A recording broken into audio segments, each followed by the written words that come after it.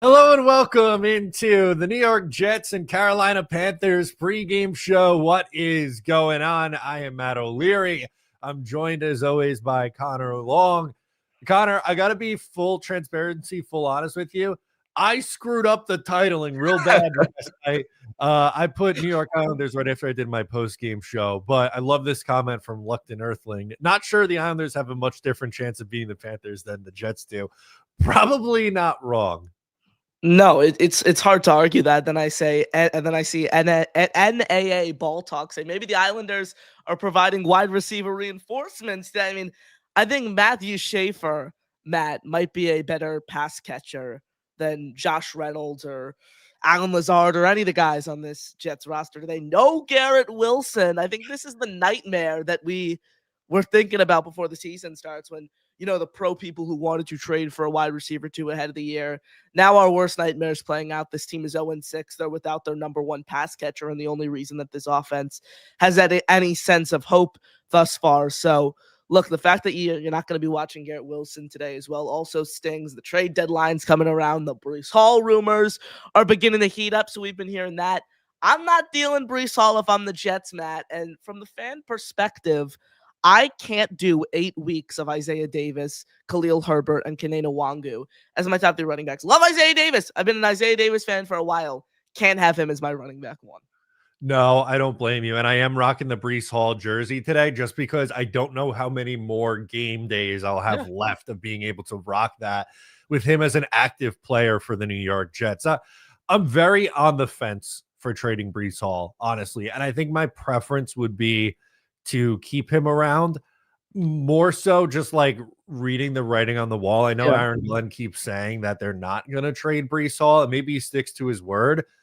But if they're 1-7 at the trade deadline, 0-8 at the trade deadline, I would not be surprised to see guys like Breece Hall or Quincy Williams, if healthy, moved. Absolutely. And I think the number one player that I'm tabbing as someone who I want to see moved off of this New York Jets roster is Michael Carter II. And Aaron Glenn is so tone deaf when speaking to reporters, Matt. It is absolutely befuddling to me. Like, he's going out there saying, oh, we're going to have packages for both MC2 and Jarvis Brownlee Jr. MC2 has been great for us this year.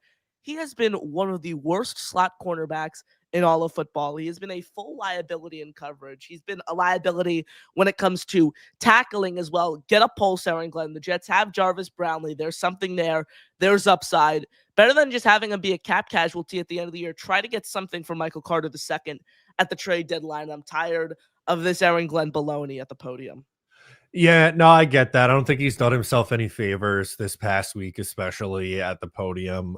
With Michael Carter, I think, I mean, it depends on what their plan is for Jarvis Brownlee, but I thought he looked really good in this most recent game against the Denver Broncos. Michael Carter downgraded to out. We're not going to see him this week. So another week of Jarvis Brownlee. If he plays well again, hard not to move off of Michael Carter. I don't know with his contract situation if you're going to be able to get all that much for him in a trade, but if someone's offering you honestly just about anything, I think you'd take it because you're just going to cut the guy, like you said, at the end of the year anyway. Absolutely. So I'm looking at MC2 as a guy I do potentially move. I'm also looking at Quincy Williams, and that's not to, to kind of undermine what he's done throughout his tenure as a Jet, but let's be real, he isn't coming back. Kiko Maui Noah continues to steadily improve. And Matt, I was speaking with Kiko on Tuesday. He spoke to me how much that, Quincy Williams has impacted his development. Jamie Sherwood even mentioned Marcelino McCrary Ball, which I found interesting, but I don't think Quincy Williams is going to be back on this team next year. I think Kiko Maui Noah is ready to step into a full-time starting role. We've been able to see him continuously improve week in and week out. So I'm tabbing Quincy Williams, San Francisco 49ers as a fit. Robert Saleh over there. Obviously, Williams earned his keep under Robert Saleh. Fred Warner out for the year with an injury. Keep an eye on that situation. Yeah, I think it makes a lot of sense. We saw Quincy have some really good years under Robert Saleh. And, I like Quincy Williams a lot. He was a really good story. They picked him up on waivers, turned into a really, really good starter for this Jets team. All pro. Yeah, all pro. You're right. And, I've been saying this a lot, but they kind of made their decision once they paid Jamie and Sherwood. Yeah. You're not going to pay two linebackers what, $15+ million a year. I don't know what Quincy Williams is going to get on the open market, but you just paid Jamie Sherwood a long-term extension. Quincy's going to be 30 years old. I don't think he's back in any capacity. So again, it's going to come down to health because we haven't seen him since I think it was the Tampa game in week 3. So he's got to play, I would imagine, before the deadline. Absolutely. So you're going to need to see him get his way back onto the field. MC2 is out now for the second week in a row, dealing with a concussion. So that's a situation to monitor as well. Matt, when I look at this matchup and I look at how barren the Jets are at the wide receiver position, obviously being without Garrett Wilson, Arian Smith has to be this team's wide receiver 1 today. No ifs, ands, or buts. Josh Reynolds does nothing for you. Allen Lazard does nothing for you. You reached on this guy in the 4th round. Now let's see what he could do in a starting role. Yeah, he's going to get more reps, obviously, because there's no Garrett this week.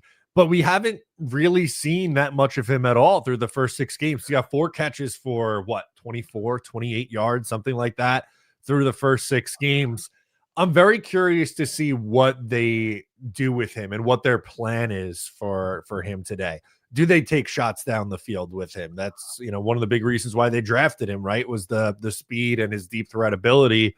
Or is it more of the underneath stuff? Do they try throwing him a screen? Do they try the end around with him? I'm curious to see how it's a big test for Tanner Engstrand. And what is he going to do in this game to try to get something going offensively after they had -10? I'm going to keep bringing it up because it's just unfathomable. -10 net passing yards, the lowest in a game since 1998. Crazy. Absolutely crazy to even fathom, to even picture that. And at the end of the day, I don't think Tanner Engstrand is to blame. Can he be better in multiple areas? Sure. But let's keep in mind here, he's also a first-time offensive coordinator at the NFL level. And I'm sure if you ask Tanner Engstrand, Matt, I don't know if he wants Justin Fields as his starting quarterback. Let's be honest. You can't come away from last week's game as Tanner Engstrand and say, I want that guy to be my starter next week. You really can't.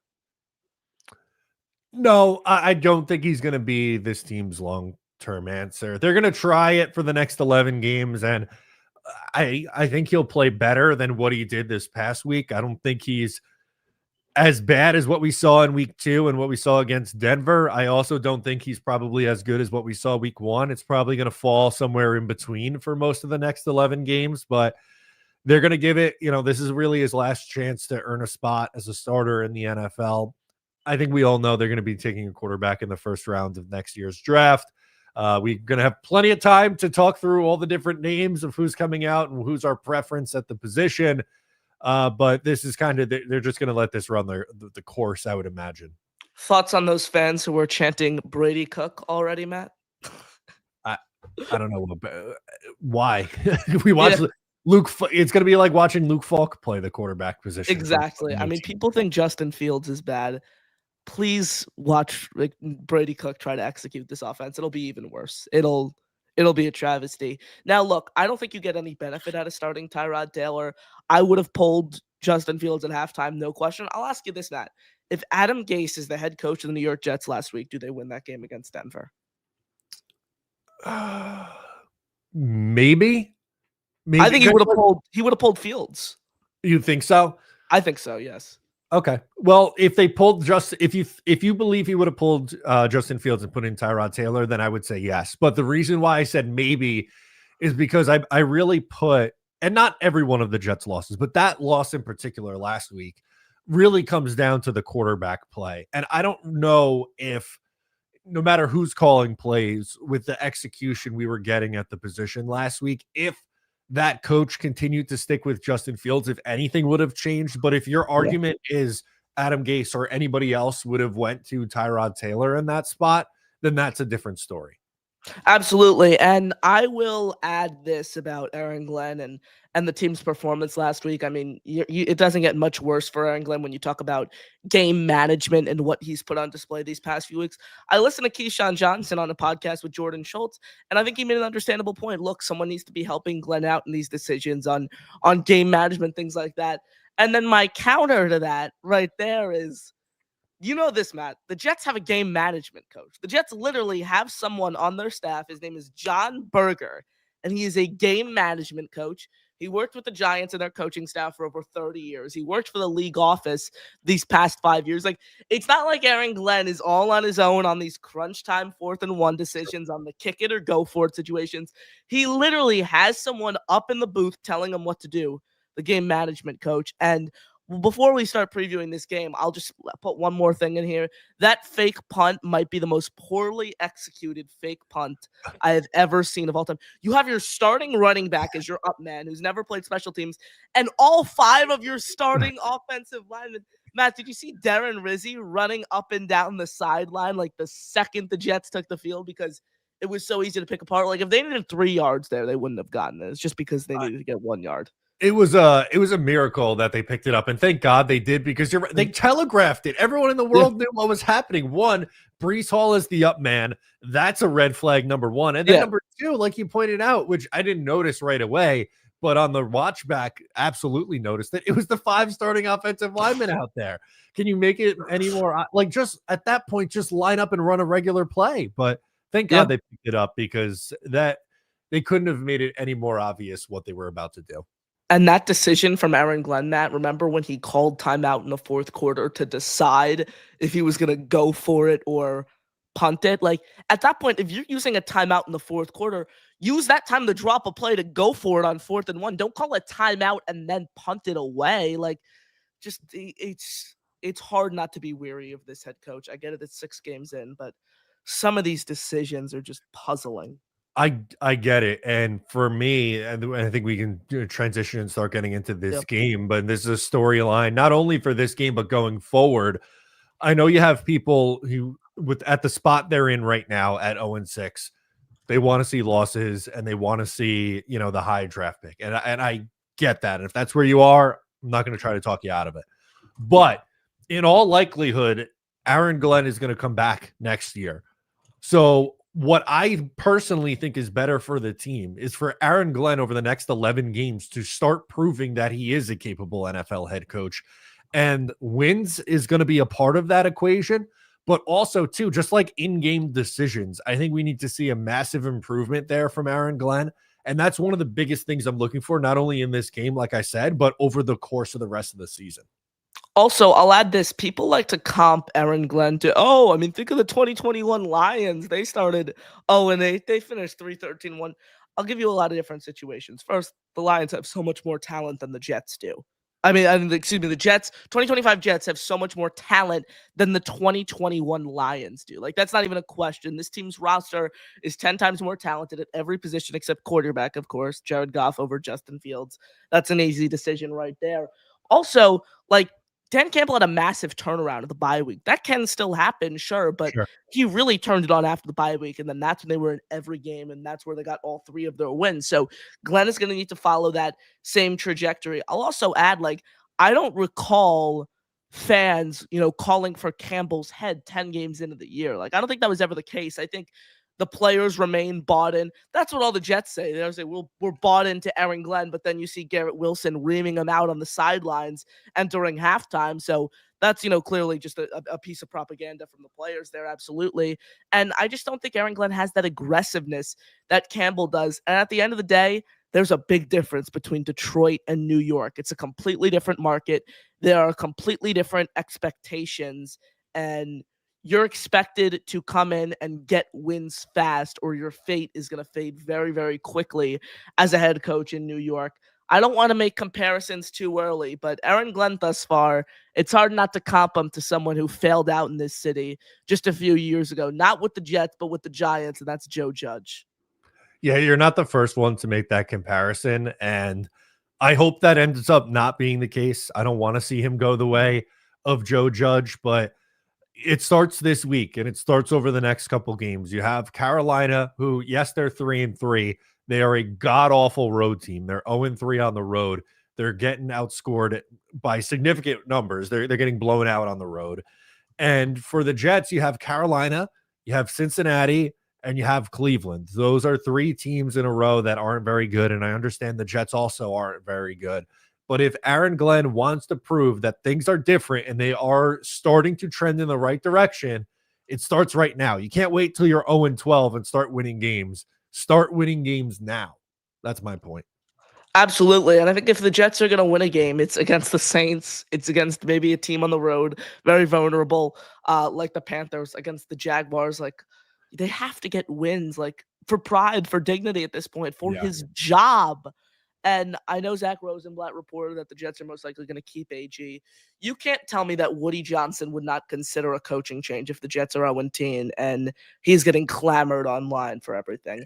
The question is, does Woody have the balls to realize he made a mistake after 1 year and call for a coaching change after it's like the first real head coach he's technically hired? Because, you hear the excuses for Gase and Saleh with obviously his brother Christopher Johnson making those decisions. So the question is, does Woody have the balls if the Jets are this bad to do what Robert Kraft did in New England, and can Gerard Mayo in favor of Mike Vrabel? I think that's the biggest question here.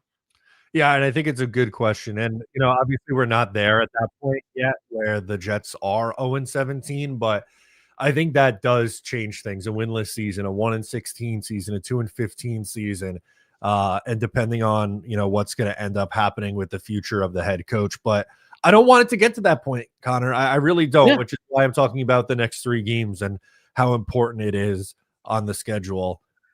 We do have a super chat that I wanted to pull up, a couple super chats actually, and then we'll start getting into some calls. I know we have Great. some people waiting on the lines. Barney says, "I love that you guys still wear the gear." Faith.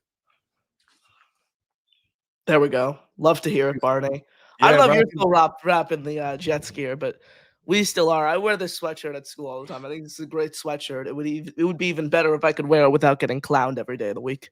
Now I am gonna go back in time a little bit on this chat from Barney. Had one earlier. He had a question. Jay called me a fraud when I said on his show that I may not have the stomach to watch the Jets live the rest of the way. Harsh, or is he right? I don't know. I don't know if fraud seems a touch harsh. Are you going to Yeah. watch the games at all, or are we just going like complete cold turkey, not watching a single play of the Jets the rest of the year? That would be my follow-up question. Yeah, that's an interesting question there, for sure. I don't know. I mean, Barney, you strike me as someone who's been a fan for a while. I don't blame you. They're awful. I personally can't stand the people who say, "Oh, I'm not gonna watch the game. I'm not gonna watch the game," and then next week they're just bought back in fully and they're watching every single snap. Like, I'm never a fan who says, "Oh, this team is so bad, I'm not gonna watch them," because at the end of the day, Matt, we're both sickos. We're all sickos. We can't help ourselves, and we love this football team. Yeah, I mean, I watched every snap of the 2020 season where they went 2-14 and were winless until I think week 15 or 16 of that season. And you covered that too. And I did. I did cover it. Were you around at that point in 2020? So 2020, I was kind of like an every other game fan. Like I wasn't Okay. watching every snap. Like I'm still on the young. I'm 14, and I like the year where I fully went like full die hard in the weeds with all the analytics and everything was 2022. That was the Okay. season where I fully went all in. 2020 and 2021 were kind of the years, Matt, where like I still had some plans on Sundays. Like now it's the whole week, all of Sundays blocked off from literally all of Sunday from 8 a.m. when I wake up until the Sunday night game's over. But like back then I'd still have plans. I'd kind of still be out. So I was playing fantasy. My first year of fantasy was 2021, actually. So I think 2021 is when I was fully in, because 2021, I don't want to my first year playing fantasy, I'm terrible at math, was 4th grade. I'm in 9th grade now. So I've been playing fantasy ever since 4th grade. So whatever that was, that's kind of when I became the every game diehard fan. Totally fair. Totally fair. Jetstream is in with a super chat, says, "I want to see Glenn make a change if needed at the quarterback position. If Fields struggles and he doesn't pull him, it'll be hard for Glenn to recover form." What does struggle look like to you? An exact repeat performance of last week? Is that the bar, or is it even like I guess my question is what level of struggle are we talking about here, Connor? Yeah, no, I agree. I just think the worst nightmare with Glenn in general is the Jets bring him back. The Jets have a top 3 pick. They take their quarterback, and then it's a situation like Brian Callahan in Tennessee where they have such a short lease. They start poorly. The team's up in shambles, and you have to fire him in season. And I don't know if you saw the Diana Rossini article, Matt, but did you see the head coach candidates for the Tennessee It's job? not good. It's not good.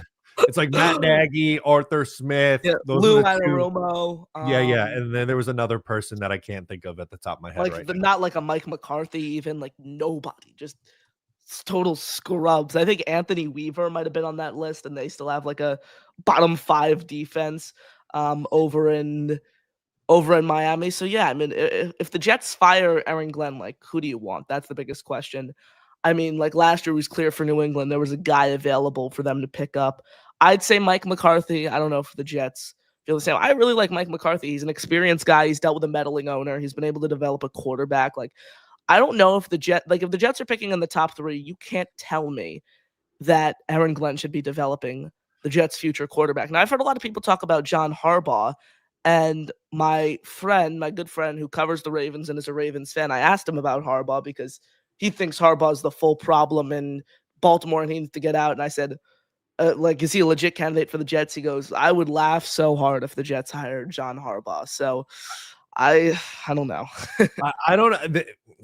They might be a little spoiled in Baltimore. It's kind of like the Mike Tomlin conversation because they haven't won a Super Bowl in a while, but they're good every single year. I think he would significantly raise the floor of this team. The guy that I really look at is Kevin Stefanski in Cleveland. If he's somehow gone after this year, he's a 2-time Coach of the Year winner, offensive-minded head coach.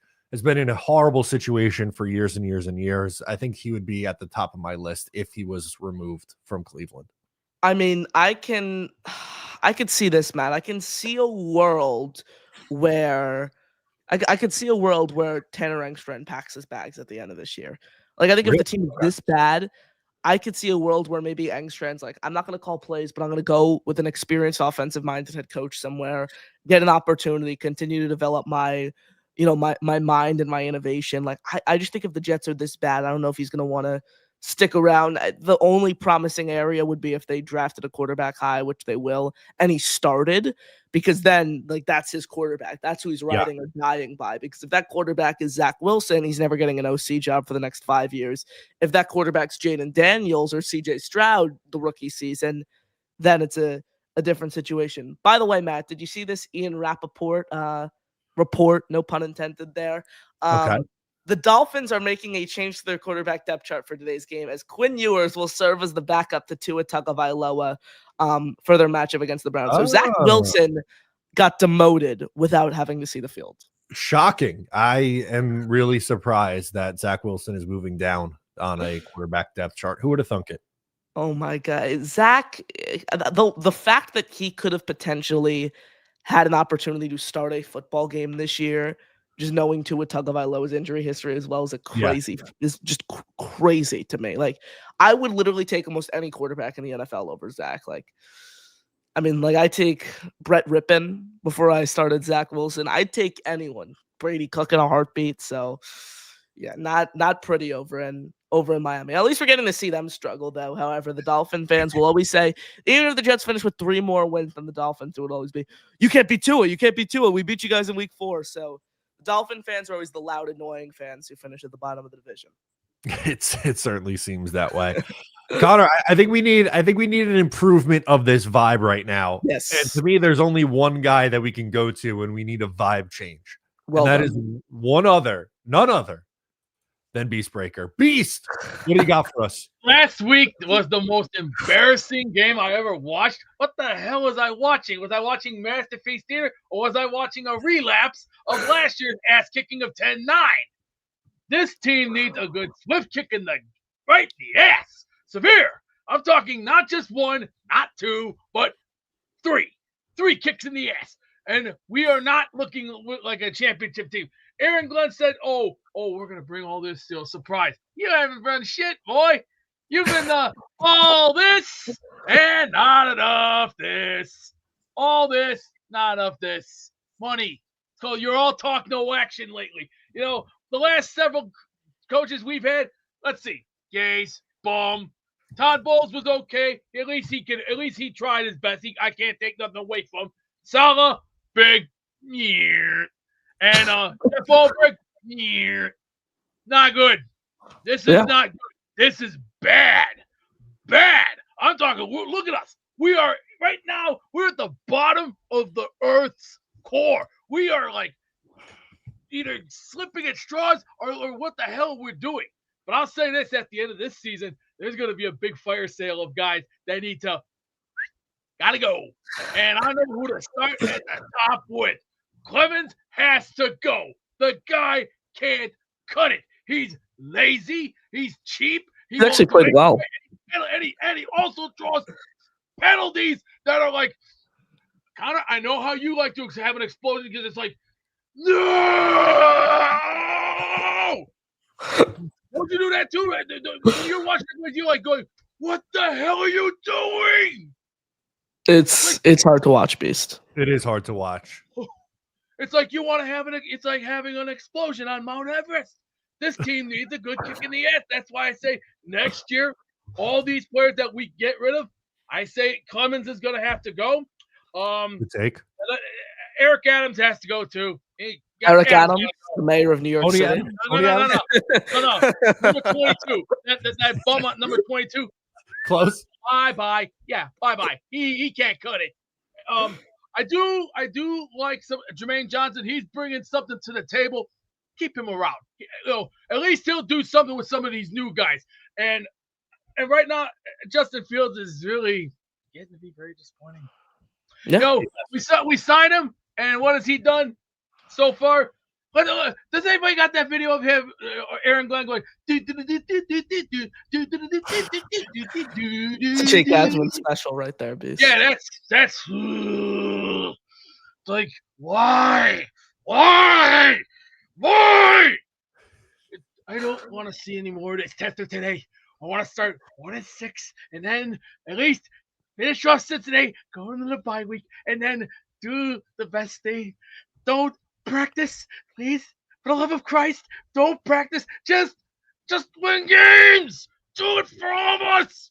We pay for you. Come on. We pay for this. We pay for the hats. We pay for the jerseys. Do us a favor. At least win a goddamn game for once in your life instead of standing with your finger up your ass looking for dingleberries. I'm not going to accept it. It's poorly piss poor and acceptable. Connor, if you were in my situation, what would you do in a situation like that if you caught this team being like this? What would you do in a situation? I would call for the head of the head coach. I would call for the head of the general manager. I'd call for the head of everyone. I know the first thing you tell them is, sorry to tell you, but unfortunately, you're fired. You can't cut it here. I mean, here's the difference. And here's the funny part. New York City's the toughest city in America. We bring these guys here, and what the hell are they doing? Oh, we're looking for the pit. No. When Parcells was here, he made sure his boys learn the game, win the game, bust their ass, break some backs, break some bones. Sure, a couple guys get injured. So what? That's why we always get reserves. But this team doesn't know when to use the reserves. I mean, where's Prickett? Where's he at? I'd like to see him come off the bench. Yeah, I want to see him get off the bench. Where's A.Z. Thomas? Where's all the other new guys we got? Let these kids play. Let them play. Let the kids play. Beast, I think that's a perfect message. These kids need to get on the ropes, and they need to take a beating. I mean, they're sitting there pretty like they're freshmen. They haven't learned yet. Give them a chance. These kids need to get off their ass instead of sitting on the bench looking pretty. And Aaron Glenn needs to do this now. Now is the time to fight. Now it's the time to survive. Because we're 2 weeks away from the bye week. We've got to start turning some heads around. If we don't do that now, where's this team going to wind up? I know we're going to wind up in the toilet. Boom. Yeah, that's bad. This is bad. And I'm not going to accept it anymore. And I'm going to give them my fair share after this season that, I'll give them my number. They can give me a call. Because I got some guys. I got 2 guys who would love to have this job. 2 big boys that love this job. I know my tricks. It's all up here. Everything is common sense. And come after this season, if we win 6 games, okay, fine. But here's the thing. Clemens has to go. And next year, if possibility, let's please, for the love of Christ, please re-sign Eccles. Why the hell did you give him to Pittsburgh in the first place? He was one of your best players. And then you throw Rodgers away, and then Devontae Adams, and then you throw Eccles away. What the hell are you doing? That was a key mistake, number one bad move right there. And then you bring half these jack-offs here from Salah's regime. Like, my God, why? This team don't have no balls. They got little teeny weeny frankfurters, That's an image I'm not going to be able to get out of my head now. What's that? That's pretty low. Hey, you gotta go for the throat, man. This team has no balls. They're chicken. They're too yellow. They sit on their ass. They complain constantly. And also, what the locker room needs to do, put in an ice bath. Yes, this will actually. No, they actually need to. They need to do it with ice bath. You know why? Because this will give the team a chance to reheal all the bones back in their system, whatever's been injured, and then stay off the field for a month. At least a month. So I'm asking, is this hard? No. This is not a hard sport. This is simple shit we've all learned since we were kids. Come on. We represent this. We represent this. It's time to tell this team, get your balls back in form and start acting like a goddamn team. Because if you don't want to be here, you're done. There's the door. Beast, I love it that you made a lot of points here. Thank you for the call, my friend. Enjoy the game. Thank you, Beast. Holla, player. What a way to end it. We do have the inactive, so I wanted to pull that up. Let's see. Nope, wrong button here. I'm pulling it up right now, Connor. Don't mind me. All good. Okay, here we go. Here is a look at the Jets inactive. If StreamYard unfreezes, boom, there we go. Garrett Wilson, no surprise there. Michael Carter, Quantez Stiggers, Cam Jones, Esapole, Tyler Barron, Jelani Woods. Will we ever see Jelani Woods, Connor? I don't think so. The player who I first reported signing with the Jets, I don't know if we'll ever see him actually suit up in a Jet uniform.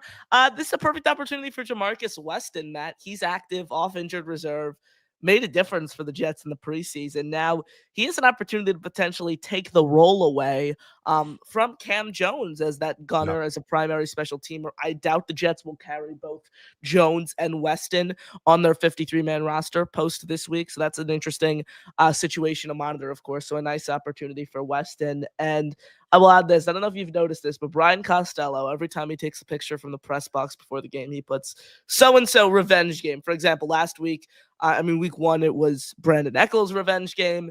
Week 5, it was Solomon Thomas' revenge game. This week, it's Rob Moore, former Jets wide receiver coach. It's his revenge game to get the Jets back. Yeah, let's did he tweet it out? Yeah, he did. Wow, look at this. Rob Moore, wide receivers coach, revenge game. It doesn't get any better than that. Thank you, Kaz. Much appreciated. It really doesn't. So overall, it's going to be an interesting game for the Jets today. They're going to really have to mix up their approach today because a lot of people forget the Panthers have a good defense. Like, they especially can stop against the run. Again, especially against the run, they can stop the pass. Like, they're going to make Justin Fields beat them. That's going to be their approach entering today's game, if you ask me. You are 100% right. We will get back to your comments. We have another super chat to get to in a moment. Just want to shout out the sponsor of the pregame show, Sleeper. Connor, I'm going to give you my sleeper picks. I made 3 sleeper picks this week. First is Rico Dowdle, 50-plus rushing yards in this game. I have Mason Taylor, 40-plus receiving yards, and Breece Hall, more than 16.5 rushing attempts. So if you sign up using my promo code O'Leary, you can get a deposit match up to $100. You can win up to 1,000 times your money if your picks win. All you have to do is make your picks more or less than the predicted stats they give you. You could do it pregame. You could do it live. Sign up using promo code O'Leary. Terms and conditions apply. What are we thinking on those picks? Love the picks. I saw it was like Justin Fields over under 1.5 passing touchdowns. Everyone out there, stay away from that. Don't touch that. Yes. That is not a line that I think has much upside or would hit.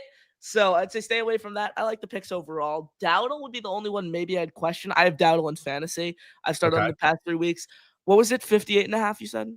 I just put it 50 plus. I did an alternate 50 plus. 50 plus. Okay, so 50 plus. That's gonna come close in my opinion because Chuba Hubbard's back this week. So we're gonna see what happens with him. I'm most nervous about that one with Chuba coming back. They said they're going to split carries this week, but Rico's put up 2 back-to-back monster games. I feel like they just ride the hot hand, especially with Chuba Hubbard coming back off the injury. Rico Dowdle helped me take down both Michael Nania and ESPN's Matt Miller in fantasy. So Rico Dowdle will always be an unsung hero for me in fantasy. By the way, Matt, I don't know how your fantasy team's doing, but I'm 5-1 in my league with Matt Miller. I'm 6-0 in our Jets X Factor league, and then I'm like 2-3 in another league. So we're really starting to fall. I'm in 2 leagues, and I had Malik Neighbors in both leagues. So I started hot, and I have been ice cold the last about 3 weeks. So I'm hovering around 500 in both leagues right now. It's been a bit of a struggle bus for me. I'm in one league right now where I'm 2-3, but I had no clue it was a non-PPR league because I've only played in PPR leagues. So I went heavy on receivers, and I thought this was going to work out, this approach. I just don't think it was. I'm never doing this again. I went way too heavy on the Philadelphia Eagles. So my starting lineup, I have Jalen Hurts, Saquon Barkley, A.J. Brown, and Devonta Smith all on my team. So that I thought I was good because I've had Hurts every single year he's been a starter, and he's been nothing but great for me. So like, you know what? Let me add Saquon. Let me add his whole crew because then every completion he makes, pretty much, I'm going to get points for it. And hasn't worked out all that great so far. That's unfortunate. Alexi chimes in, says, y'all hyped for another Jets loss this week. We haven't made our official predictions yet, but where's your head at with how this game's going to go for the Jets? I think I had it 27-17 was my final score prediction in Carolina's favor. Just can't pick the Jets to win. They haven't won a game. Why am I picking them to beat a team that just upset the Dallas Cowboys, a team that killed the Jets by 2 scores a couple weeks ago? So I simply can't pick the Jets to win today, Matt. I didn't pick them either. I don't have it as high scoring as you. I think I had it 20-13. Panthers win. I'm at a spot like you got to prove it. I want to pick the Jets, but they have to prove it to me first before I'm back in the spot where I'm picking them. Most definitely, completely agree there. All right, let's go back to the phone line. We got someone else on the line. Our guy Yeti up next. Yeti, what's going on? Hey, sorry. As soon as I switched to StreamYard, my internet kind of went to crap. Can you guys hear me? Yeah, we got you. Okay. I just wanted to, I'm not going to talk about the Jets too much here. I wanted to just, I don't know.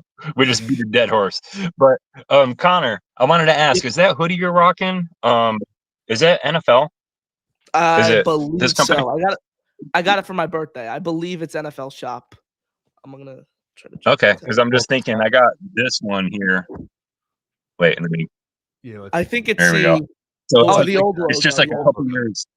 It's like the 2 years before that one. Yeah. Nice. But it's probably the same sweatshirt, just 2 years older. But yeah, that's all I got. I don't know. Hopefully Brees has a good game. But they're going to be keying on him. They're going to be watching him, and it's going to be hard for him to break out when they're stacking the box like that. So it's going to be an interesting game, you know. But I'll watch all of them. So we'll see how it goes. You're a diehard like the rest of us, Yeti. A defeated diehard like all of us as well. Yeah. The gray hairs. I shaved. Okay, I shaved my head the other day. All of it. Okay, I'm blonde-haired, blue-eyed. All of it was gray. It was all gray. I shaved it and I threw it in a bag and looked at it. It was all gray. I was like, what the fuck? What is this? All right. Anyway. Exactly. What are they doing to us? Talk to you guys. Bye. All right. Later. Thank you, Yeti. Good stuff from our guy Yeti there. Absolutely. Well said. This team kills all of us. It turns us gray. I was just gonna say it's a little bit of everything. I'm starting to get it, not a ton, but a little bit on the chin hair, and the beard is turning gray. That's what happens. I'm gonna be full Robbie Saboed by the time I'm 17. It very well is trending that way. Barney's back with another one. Says, I'm a diehard too. I just don't want to die. So like the who's the tight end coach with the quote? Oh, Rod Middleton. Rod Middleton. Yeah. Everyone want to go to heaven, but they don't want to die. Yeah. He's had a few great quotes, and they somehow fired him this offseason. Maybe not a great coach, but a great quote. That's for exactly. Well said. I mean, the Senior Bowl, the hit it. I actually know some people who have purchased that T-shirt. So if he was still with the Jets, I would have bought it. But he's not with the Jets anymore. I think the Jets' current tight end coach is Jeff Blasco. is his name, and he's done a fine job. Mason Taylor's been okay. Ruckert has had a little resurgence. Stone Smart is active every game but can't play a snap. So tight end room is interesting. They're going to rely a lot there today because Mason Taylor is going to be, I think, like the Jets pass catcher 2 today if I had to make a prediction. I agree with you. I think he's going to be utilized a lot. That's why I picked him with 40 plus yards. I don't imagine that Fields throws it a ton. And I don't think they I think their leading receiver could be like right around 50 yards. So that's kind of why I went a little bit more on the conservative side and went with 40 plus for Mason Taylor. Yeah, absolutely. And I think he can hit that. Like, I go back and watch the film. The guy is open, like literally every single play. They just don't have a quarterback who can get the ball in his direction. So, like, that's the part that is tough about it. And I think, Matt, if we see a performance that resembles anything we saw from Justin Fields at halftime of last week, Aaron Glenn is going to have to pull the plug. There is no excuse for this. I can't do the riding and dying by Justin Fields thing. He has to make a decision. Yeah, and especially too, because we were talking about how important it is for him to win games, man. Like, you can't afford to just be like, I'm going to go down with the Justin Fields ship if that's what it starts looking like. At this point, like, dude, if you're down, I don't know, 9-3 at the half, and the Jets have like 12 yards of offense, you're in that game. You have to get for it, man. Like, do whatever you can to try to win the game. That's where I'm at. Absolutely. And I said this last night. The only explanation I could possibly come up with for maybe as to why Justin Fields has stayed in these games is the Jets had like a handshake agreement and it was like, no matter what, we're riding and dying by you. I disagree with that absolutely, but like that's the only conclusion I can possibly come up with to explain the fact why he's still starting, why he's still playing. This is the whole thing with Glenn. And I put this in an article for JetX I released last night. Like, he did this all to himself. The reason that fans are coming after him, he really did this all to himself. If he didn't come in and try to raise the expectations times 100, preach that, oh, this is different, we're not the same old Jets, blah, blah, blah, blah, blah, nobody would be trying to rip his head off right now. The thing that annoyed everyone so much is that he preached accountability, accountability, accountability, accountability, and he's not benching the quarterback who had negative 10 net passing yards last week. Like, that's the thing that is frustrating, I think, this fan base the most with Aaron Glenn. And he did this all to himself. He really, really did. This is fully self-inflicted from AJ. So I have a question back to Jets mess, says bad take O'Leary. So I don't think I've actually ever heard Matt make a bad take. I'll put that out there as well. Wow. I've had my fair share of bad takes. I don't think you have. And I'm being fully honest. I've had bad takes. It happens. Everyone has takes that doesn't come true. That's the game. When we do this for a living, that's what happens. Exactly. Correct. But if the Jets have 12 yards of offense and a half, are you not pulling the quarterback? Is that too harsh of a reality? Is my question. Or if that's not what's the bad take then? Yeah, I don't know. I think that was a very, very fair take from you, Matt. So I'm not in agreement with mess right there. No. Now, what I did want to go to, Connor, is our bold takes. We're 45 minutes in. We're reaching the back half of the show.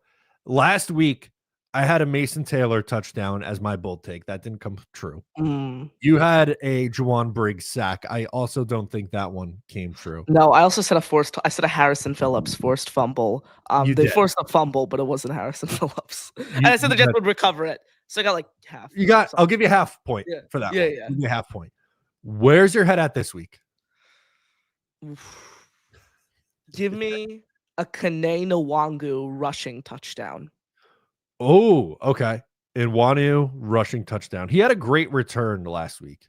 Oh my, that play was special. Like, I went back and watched it. Like, he literally just pushed himself up off the ground. He kept driving his feet, hopped the defender on the ground, kept his feet clean, and just kept chugging and chugging.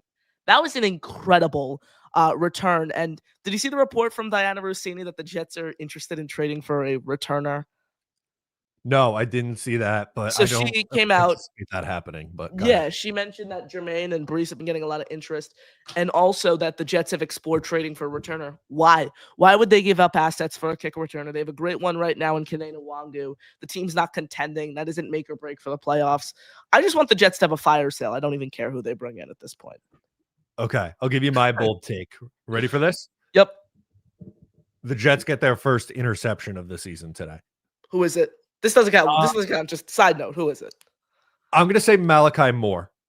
Wow. So one of the safeties, I think it'll be like a deep shot that they try to take that one of the safeties picks off, and I'll say it's Malachi Moore. Okay, I like that. If I had to make a prediction for someone to get a pick today, I'd say Jarvis. I don't know. I might have to say Jarvis Brownlee. It wouldn't be Sauce because Sauce is going up against Ted. I don't think he's getting a pick against Ted. Let's be honest. So I think it's Brownlee or Malachi Moore is a fair one. Will Tony Adams play 100% of the defensive snaps today? I think that's a interesting question. I don't think he will. Remember, he played 100% of the snaps in week 4. It's like these tone deaf moves are just ridiculous. Reluctant Earthlings is hot take. Clemens does something horrible, and no one is safe. You know what? I've been very, very hard on Michael Clemens, and I would say deservingly so.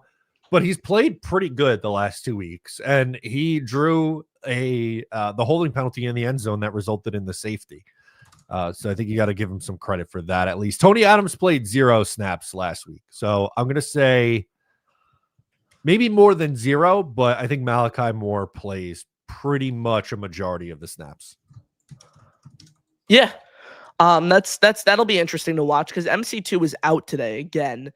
Look, Brownlee could be something special here. Like Brownlee could change the trajectory for what the Jets want to do at nickel because he still has 2 more years of team control after this as well. So keep an eye for Brownlee to continue to be a difference maker. All right, let's go back to the phone lines. JJ is on the line. We'll go out to him next. JJ, what's going on? You know, I saw the Connor that you were on, and I was like, oh, shoot, I got to call in and say what's up. Real quick, though, this is going to sound crazy. I think we get our first win today, right? Okay. Then I think we're going to win.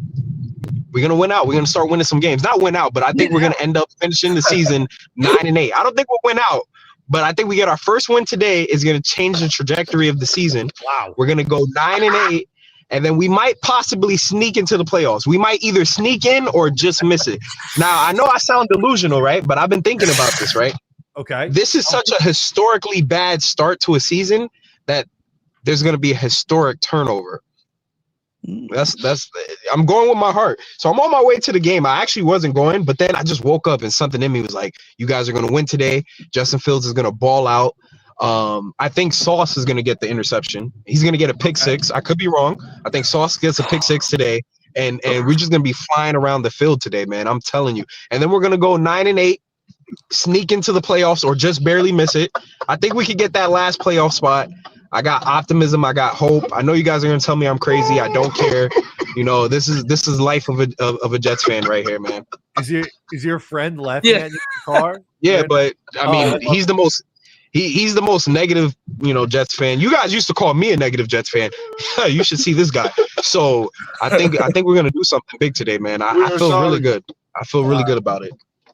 That is, I'll say this. That is significantly more optimistic than where I'm at right now, JJ. But yes. I hope you are. I hope you're right.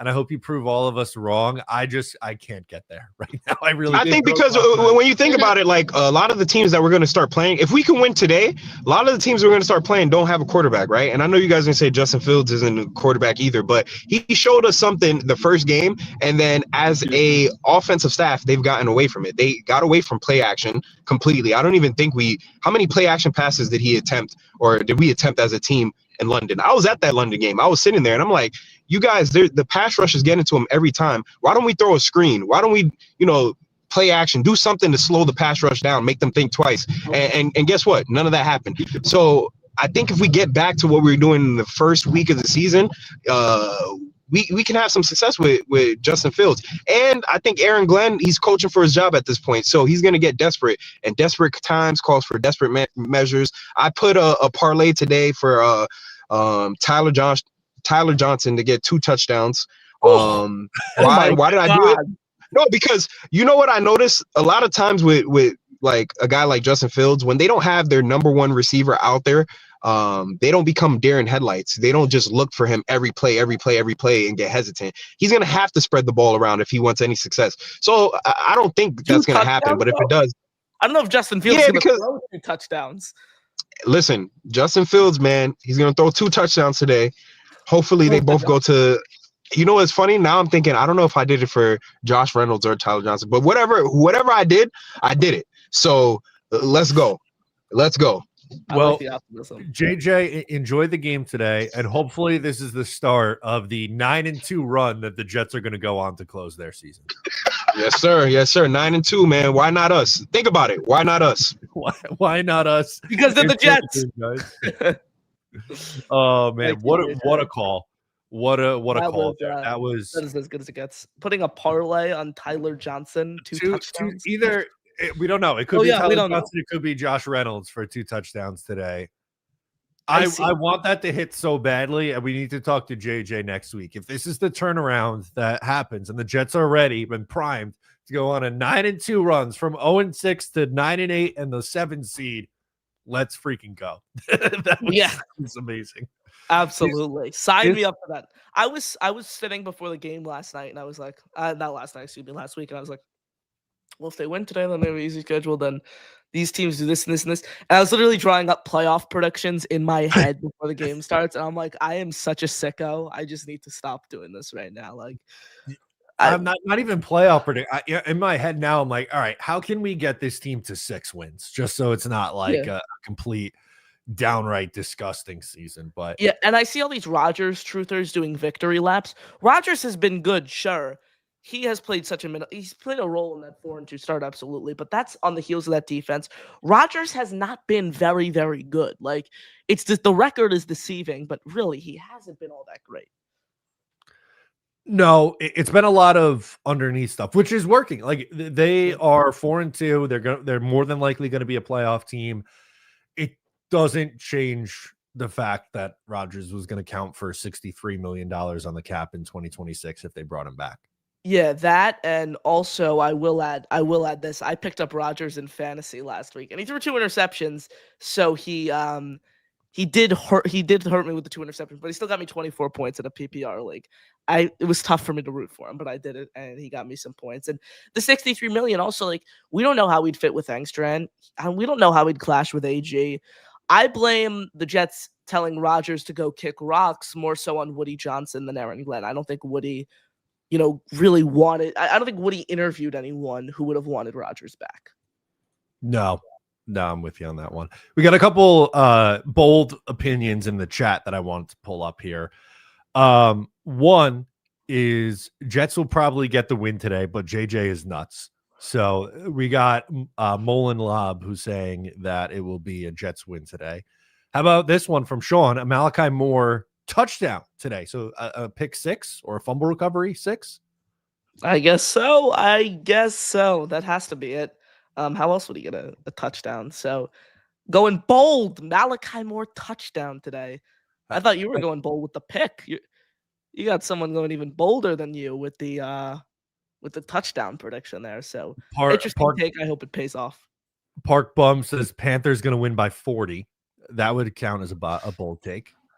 Yeah, I guess so, but it's the Jets, so I could see that happening. It's going to be interesting today, Matt. It's going to have to do with the defense. The defense is going to have to deliver a game like last week, and the offense is going to have to play league average. Jack says, stop, Connor. This team would be better with Rodgers. I think they would be 1-5 or 2-4 right now. They wouldn't be winless, absolutely. But there's people who are like, oh, if the Jets had Rodgers and Adams, they'd be in playoff contention right now. Absolutely not. They'd maybe have a win or 2, nothing franchise altering. So I think if you keep Rodgers, you have a win or 2 right now. You finish the year with maybe 6 or 7 wins, and you have to pay the guy $63 million, and the organization's in turmoil. So it's not that big of a difference, guys. It really isn't. Jason Edwards chimes in with a member chat, says, hey, Matt, what jersey to wear? Chris Ivory, Lavernius Coles, or Thomas Jones? You choose.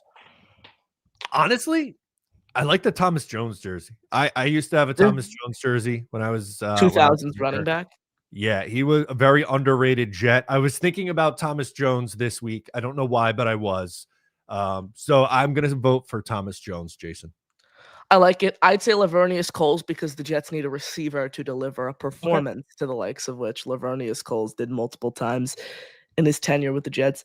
I like Chris Ivory too. I mean, I like all those guys. I mean, remember when the Jets actually had like a factory of running backs that they would just wheel in and would do incredible things. Like I was lucky, I caught the end of Bilal Powell's career. That's the last Fan good running favorite. back I've been able to see. I mean, how can you not love Powell? I mean, I sat through the Frank Gore days. That's when I was like really first getting into the Jets. They were so hard to watch. It was Frank Gore averaging 2 yards a carry.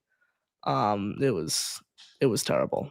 See, I was spoiled when I was first getting into the Jets. It was Curtis Martin running for 1,400-yard seasons. Oh my God! So you got into it. Were there a lot of kids who were like Jet fans when you grew up, just because they were so good as well? They were good. I mean, in the early, I don't really remember 2002. They made the playoffs. They won the division that year. I was 8 years old in 2003, and that's really the first year that I claim like knowing what was going on. I knew players and stuff before then, but yeah, I mean, they made the playoffs in 98, 01, 02, 04, 06.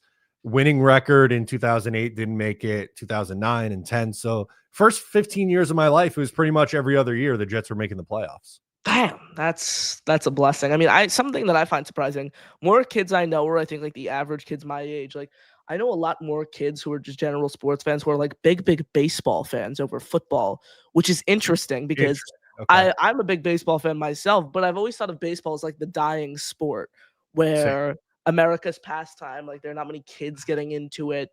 And I've actually noticed like there are a lot of kids, at least around here on Long Island, that are big like Met fans. The Met fan base has grown, which is great to see. I don't know why anyone would choose to root for the Mets over the Yankees, who's just getting into baseball, but that's a story for another day. So look, the Jets, it's crazy to think, I think I might have said this last week, but my whole generation of, I'm 14 years old. We haven't been alive to see this team appear in a playoff game, let alone like actually remember a playoff game. Like, I literally have not been alive since the Jets have won a playoff game or appeared in a playoff game. It's been that bad. That's sad. That's very sad because I know they never did won a Super Bowl or anything, but the Jets had a few very fun seasons in my early days. 2004 was really fun. 09 and 10 was really fun. There was once a time where I used to look forward to and really enjoy watching football Sundays and Jets games, but I still watch, after the Jets games, I'll turn on Red Zone and the Sunday night game, obviously, but it's not the same. When your team's good and winning games, it's just so much more fun. It really is. 1000% agree, and I just don't feel like the season ever started. Like, there's never going to be a win. Whenever they win, if it's today, if it's in 2 weeks, I'm never going to have like that great victory Monday feeling where I'm so excited and I can wear my Jet jersey, loud and proud, because the season never got started. They're 0-6. It's point blank period. I'll ask you this. I'll give you a history question here. What do you think's a bigger what if in Jets history? Vinny Testaverde not tearing his Achilles, or what if Rodgers didn't tear his Achilles? I'm going to say probably Vinny, even though like I wasn't around to really remember it. Yeah. But they were a 12-4 team in the AFC Championship game the year before. And they had the lead against the Denver Broncos at halftime or whatever that game. Like, yeah, that for me is the clear answer. What if Rodgers didn't get hurt? I mean, that's like a whole nother avenue. This team is built off what ifs, though. That's the issue. What if the Jets had a kicker last year? Like, that's the problem when it comes to being a Jet fan. They're built off what ifs, and now you're seeing what the New York Giants have been able to do, stringing together these wins. Like, why can't the Jets do that? There are no excuses. Sure, the Giants might have some more defensive talent, but they have a head coach fighting for his job in Brian Daboll. They do have a young quarterback, but they play hard. They don't commit penalties. They're not stupid.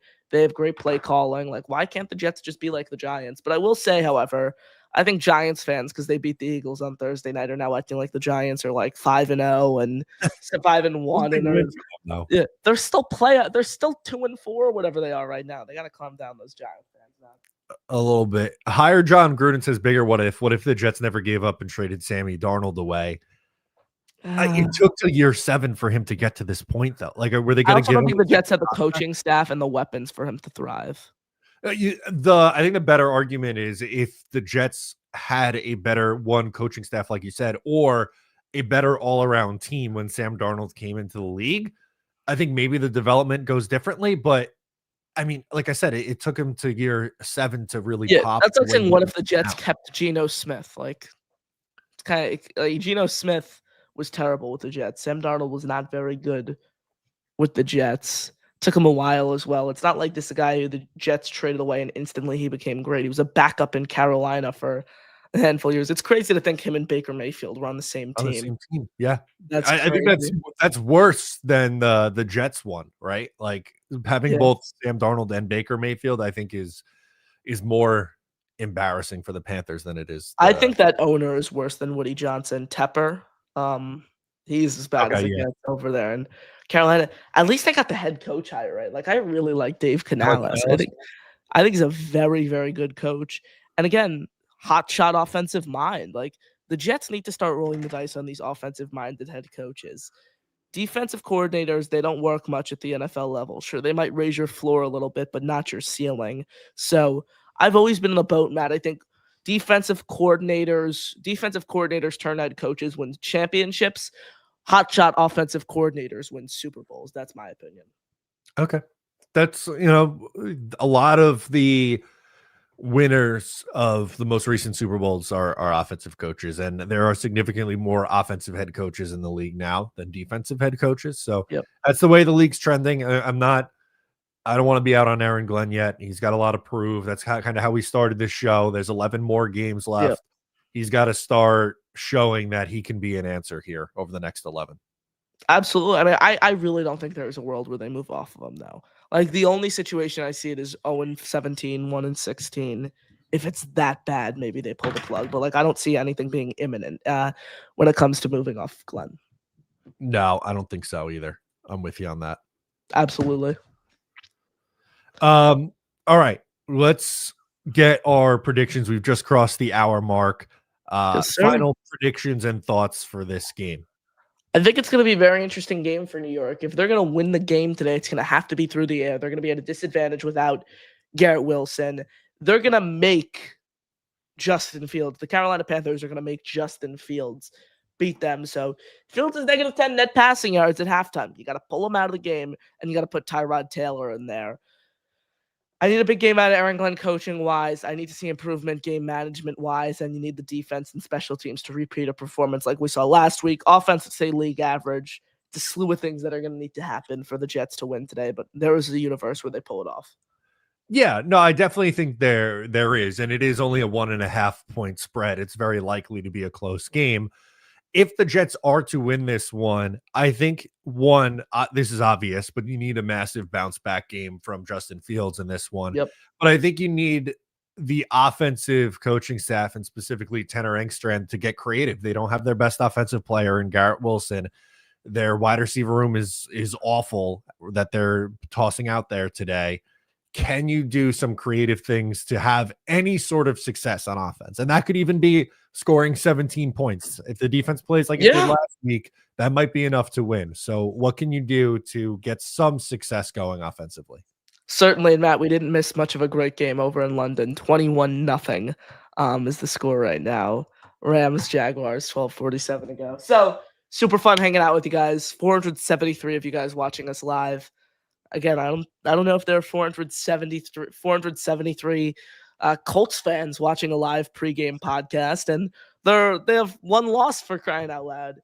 They don't deserve us, Matt. Bottom line.